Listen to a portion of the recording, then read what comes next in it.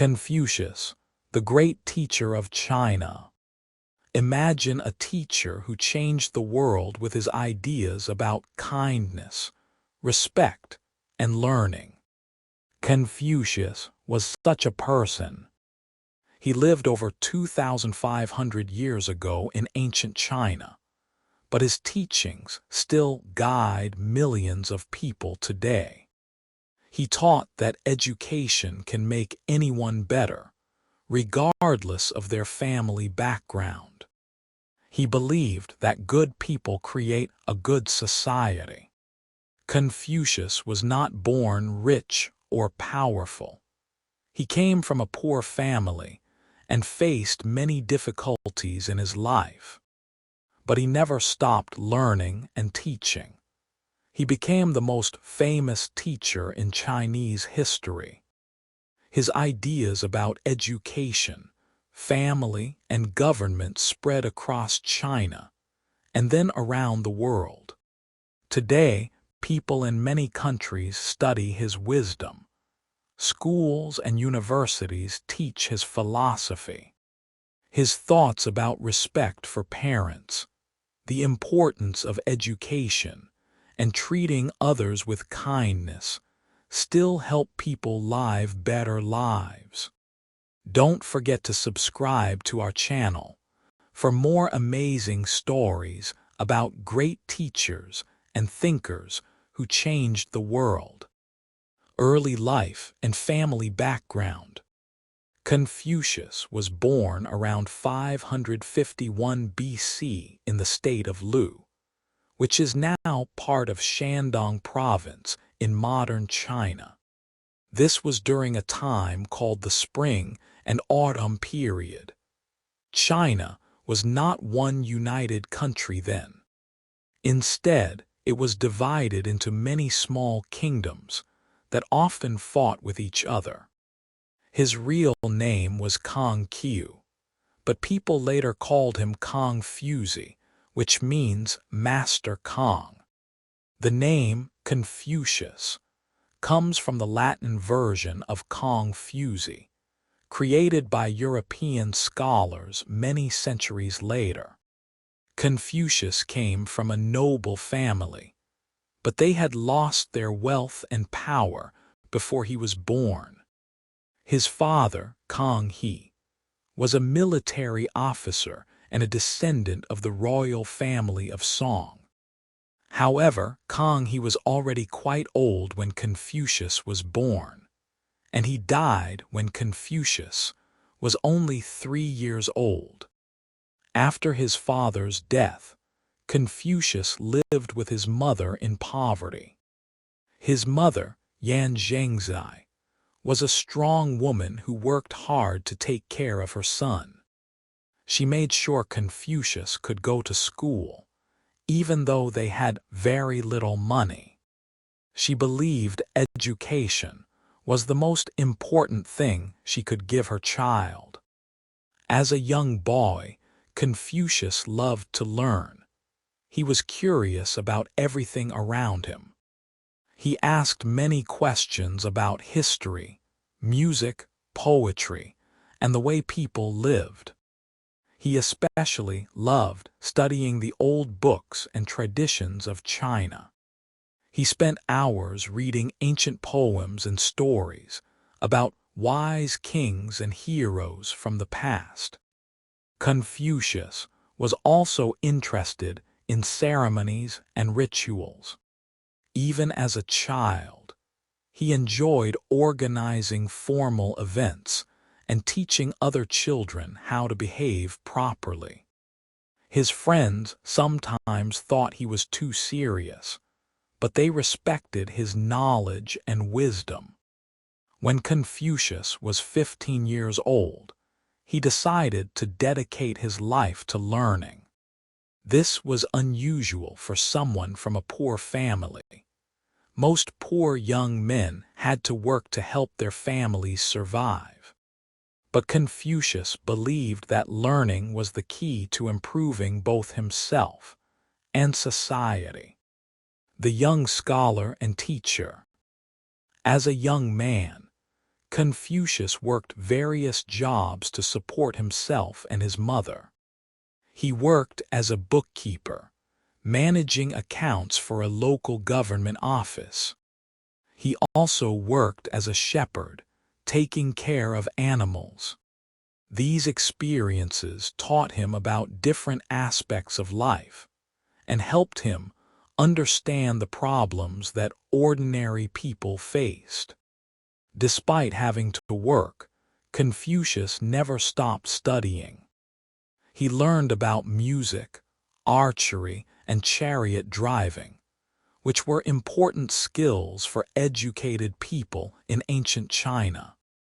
He also studied poetry, history, and the art of proper behavior in society. When Confucius was in his 20s, he began teaching students. This was the beginning of his career as an educator. Unlike other teachers of his time, Confucius accepted students from all social backgrounds. He didn't care if they were rich or poor, noble or common. He believed that anyone who truly wanted to learn deserved a chance to get an education. His teaching method was very different from other teachers. Instead of just telling students what to think, he asked them questions that made them think for themselves. He encouraged discussions and debates. He wanted his students to understand ideas deeply, not just memorize facts. Confucius taught that learning should continue throughout life. He famously said, "Is it not a pleasure, having learned something, to try it out at due intervals?" He believed that real learning came from practicing what you study and reflecting on your experiences. His reputation as a wise teacher began to spread. Young men from different states came to study with him. Some of his early students came from wealthy families, but others were quite poor. Confucius treated all his students equally and expected the same high standards from everyone. One of his most important teachings was about the relationship between knowledge and virtue. He taught that learning should make people not just smarter, but also better human beings. Education should help people become more kind, honest, and responsible.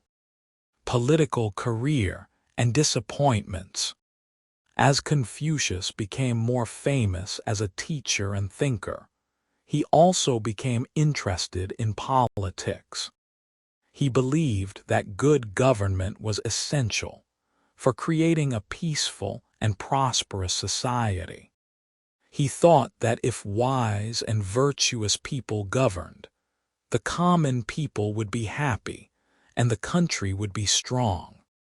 When Confucius was in his 50s, he got his chance to work in government.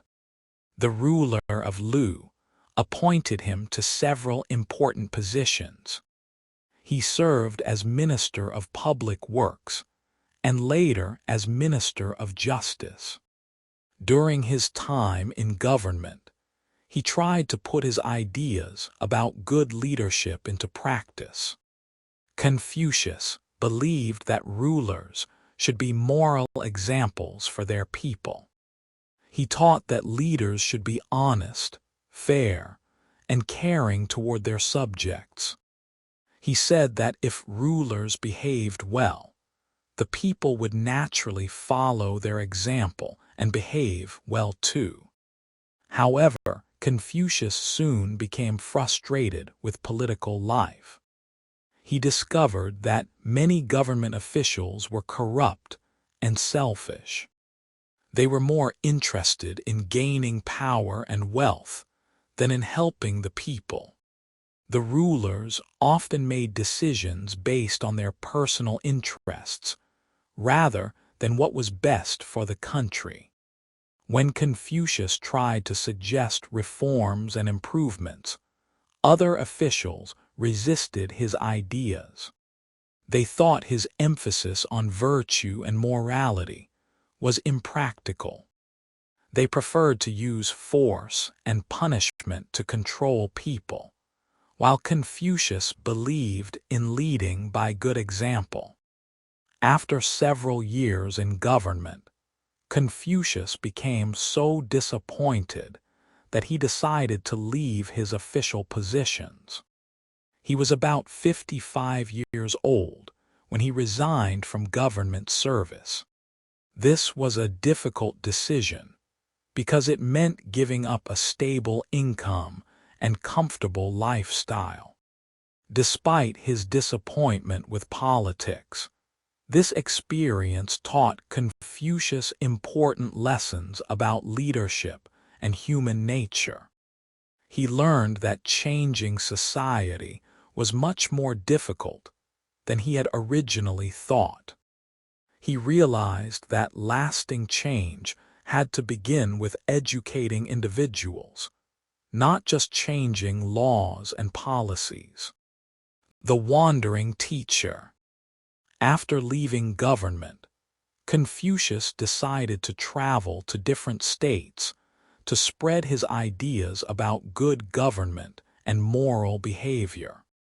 He believed that somewhere he might find a ruler who would be willing to implement his teachings and create an ideal society.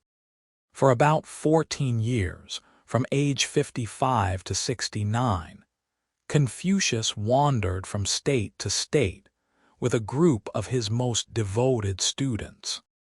They traveled by ox cart and on foot, often facing hardships and dangers on the road. Sometimes they were welcomed by local rulers, but more often they were ignored or even asked to leave. During these travels, Confucius and his students sometimes went hungry. Once they were trapped in the wilderness, without food for several days. His students became discouraged and questioned whether their teacher's ideas were really practical. But Confucius remained optimistic and used these difficult experiences as teaching opportunities. He taught his students that a truly educated person should be able to remain calm and maintain their principles even during hard times. He showed them that wisdom was not just about knowing facts, but about how to live with dignity and purpose, regardless of circumstances. Throughout his travels, Confucius continued to teach and attract new students.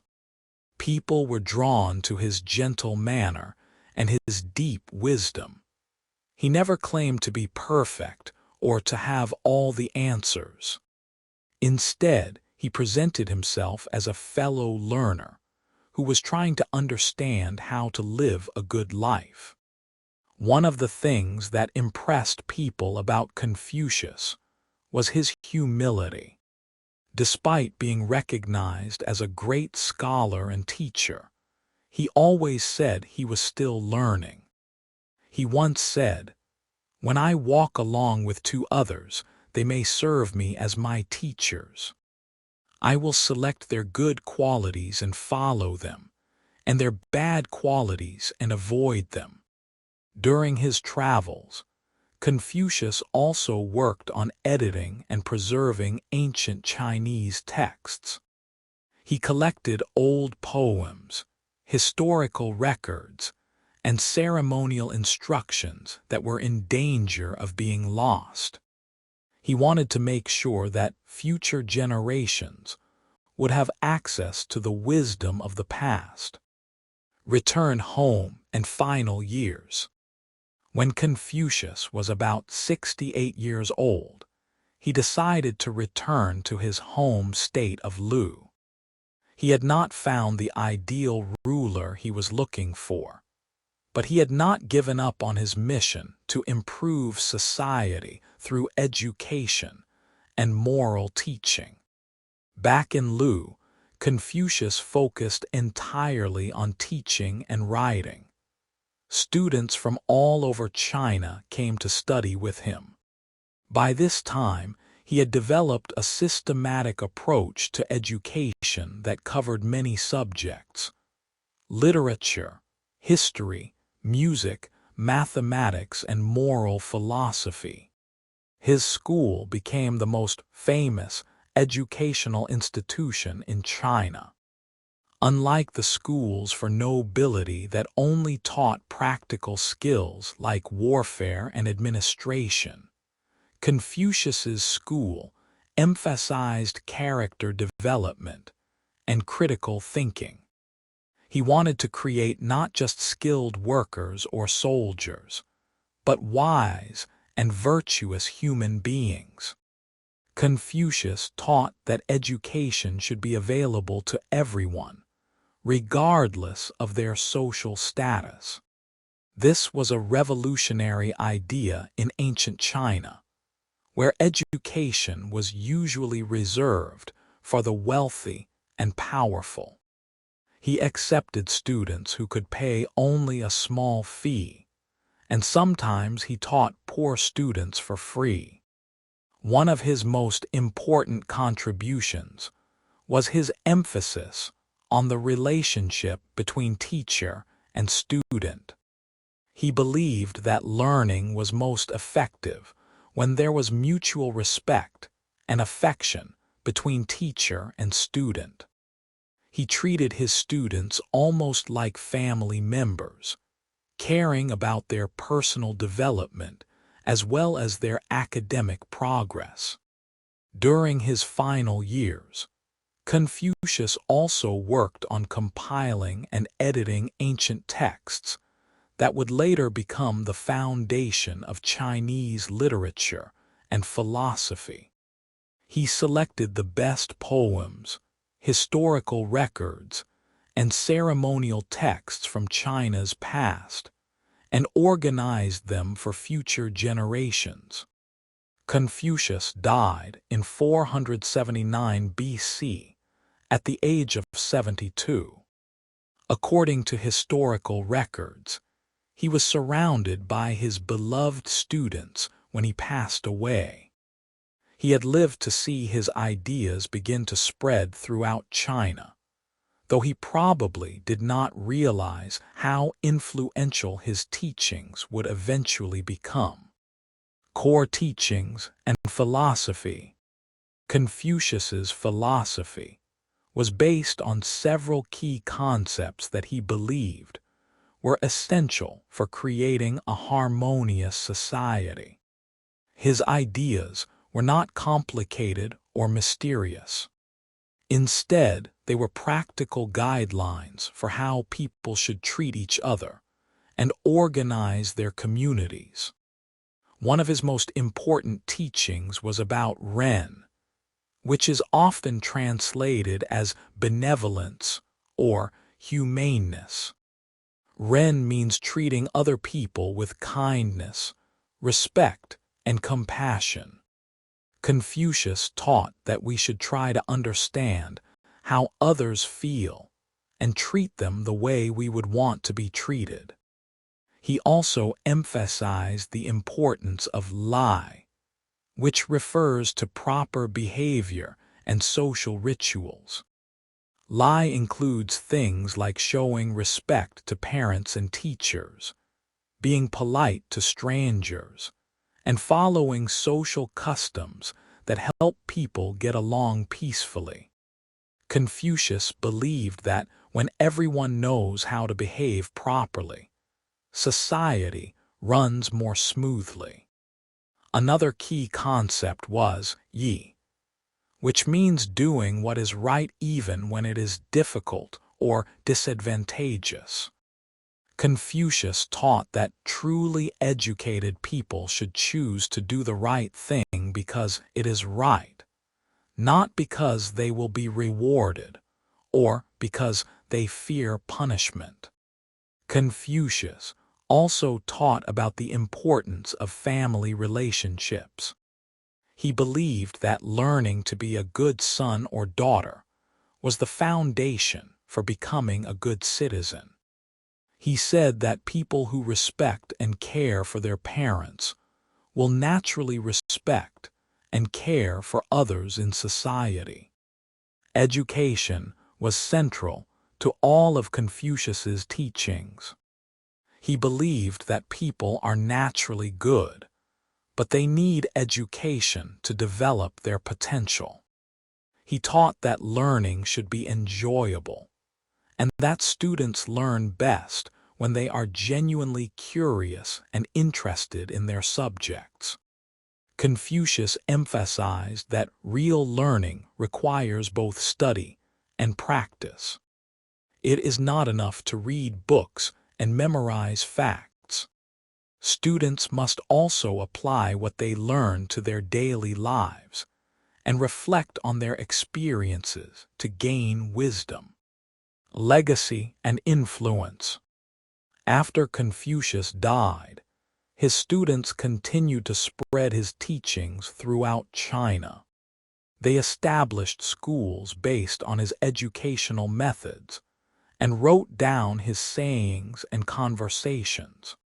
The most famous collection of his teachings is called the Analects, which contains hundreds of short conversations between Confucius and his students. Over the centuries, Confucius's ideas became increasingly influential in Chinese society. During the Han Dynasty, 206 BC 220 AD, his teachings became the official philosophy of the Chinese government. For over 2,000 years, Chinese students studied Confucian texts to prepare for government examinations. Confucius's influence spread beyond China to other Asian countries. In Korea, Japan, and Vietnam, his teachings about education, family values, and moral behavior became deeply embedded in the culture. Today, these countries still show the influence of Confucian values in their emphasis on education, respect for elders, and strong family bonds. In the modern world, Confucius's ideas about education remain relevant and influential. His belief that education should develop the whole person, not just provide job skills, is reflected in educational systems around the world. His emphasis on the importance of good teachers and the teacher-student relationship continues to inspire educators. Many of Confucius's specific teachings also remain relevant today. His ideas about treating others with respect and kindness, the importance of family relationships, and the need for leaders to be moral examples are still valuable guides for living in modern society. Confucius Institutes, which are Chinese cultural and language centers, have been established in universities around the world. These institutes introduce students to Chinese language and culture, while also sharing Confucian values and philosophy. Even people who have never studied Confucius directly have been influenced by his ideas. Concepts like the Golden Rule, treat others as you would want to be treated, and the importance of education for personal development can be traced back to his teachings. Conclusion. Confucius's story teaches us that one person's ideas can change the world, even if those changes happen slowly over many centuries.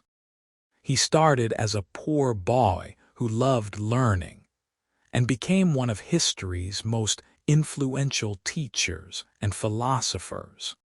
His life shows us the power of education and the importance of never giving up on our ideals. Even when Confucius faced disappointment in his political career and hardships during his travels, he continued to believe that education and moral behavior could make the world better. Confucius proved that teaching is one of the most important jobs in any society. Good teachers don't just share information. They help students develop wisdom, character, and the ability to think for themselves. His example continues to inspire teachers around the world today. His emphasis on treating others with kindness and respect remains as important now as it was 2,500 years ago. In our modern world, where people from different cultures and backgrounds must learn to live together peacefully, Confucius's teachings about mutual respect and understanding are more relevant than ever. Confucius also showed us that real learning is a lifelong process. He continued to study and grow throughout his life, always remaining humble about how much more there was to learn. His example encourages us to stay curious and keep learning, no matter how old we get. Perhaps most importantly, Confucius taught that everyone has the potential to become a better person through education and self-reflection. He believed that ordinary people could develop extraordinary wisdom and virtue if they were willing to work at it. Today, as we face complex global challenges, we can still learn from Confucius's simple but powerful message. Treat others with kindness. Never stop learning, and remember that small acts of goodness can create positive changes that spread throughout society. Remember to subscribe to our channel to learn about more amazing teachers and thinkers who shaped our world. These stories remind us that ideas have power, and that each of us can make a positive difference in the lives of others through our words and actions.